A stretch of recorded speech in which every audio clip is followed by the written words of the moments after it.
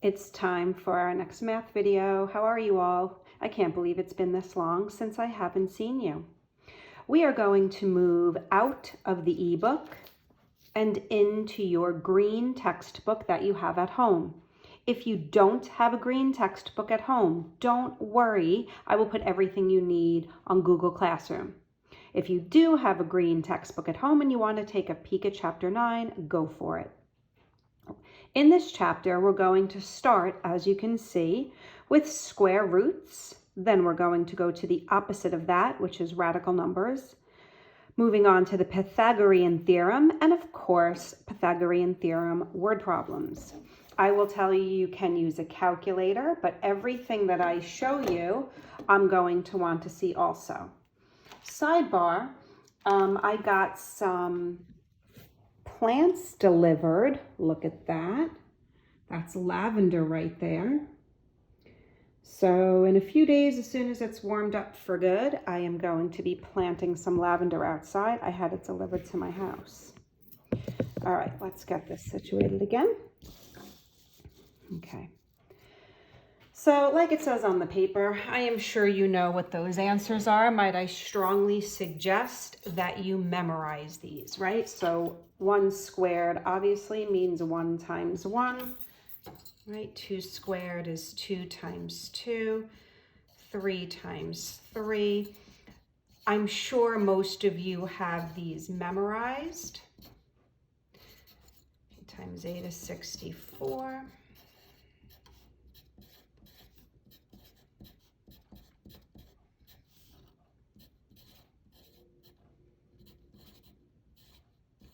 Notice how I jumped to 20 times 20.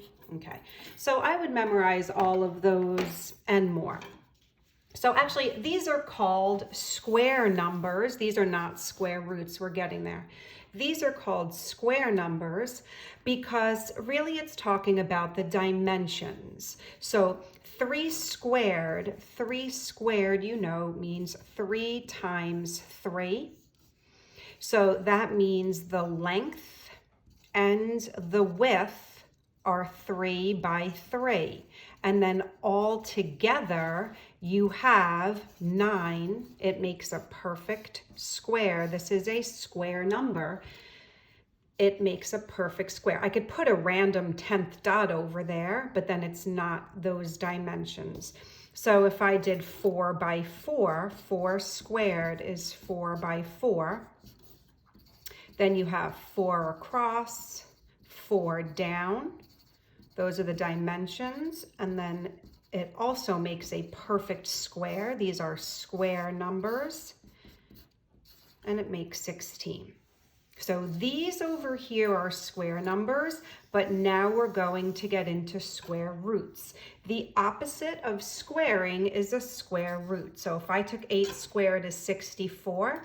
The opposite of that is the square root of 64 is 8.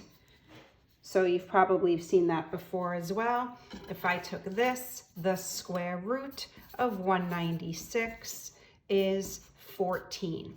Sometimes they show it like this. As you get older, you might see textbooks that look like this. If I use 144, they might, oops, I'm so used to doing that. They might just make it look like this. Right, and it might just say this. They might not have that bar on top. So just so you know, you'll see it either, I always write it this way, but you'll also just see it like this, minus that little hat on top. All right, do you guys know your square root button? Right, so on my calculator, if I hit second function, and then my square root is right above that x squared, right? And then if I do 144 equals, I get 12. Okay. Okay, so moving on from square roots, these are all perfect squares, perfect square roots. So now, this is a little bit of what I just taught you. Take a look at that.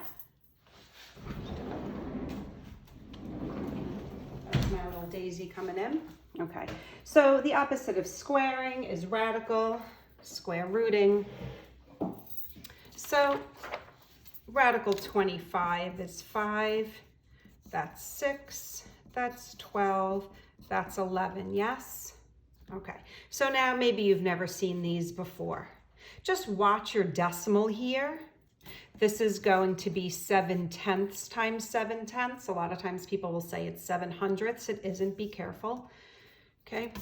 This is going to be 5/10 times 5/10 is 25/100. Look at this as a 4/16 under there. 4/16 under there. So really what this means is it applies to the numerator and to the denominator.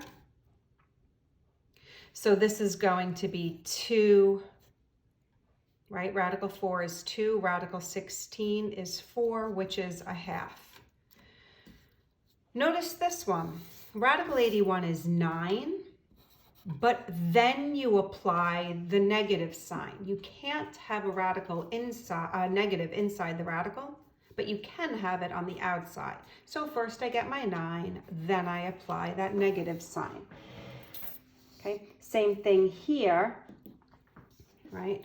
First I get the answer of the radical, then I apply that negative sign.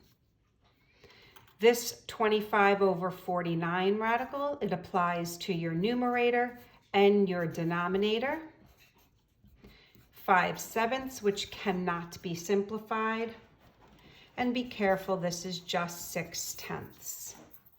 Okay, but as it says, these are all perfect squares. Okay, these are all perfect squares. The numbers are rational. A rational number means that it is a decimal that terminates, it ends. Even this is a decimal because there's a decimal point 0 after the 5, and it terminates. It just is zeros after that, okay? So the number inside the radical is not always a perfect square. If it's not a perfect square, it's considered irrational.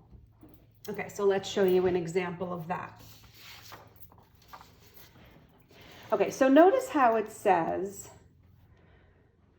I want you to find the answer, but round to the nearest whole number without using a calculator. So I am going to do this without a calculator, but then I'll prove my answer that it is what it is, but I'm going to show it to you with my calculator. Notice, oopsie, I crossed out number 4. Just ignore that.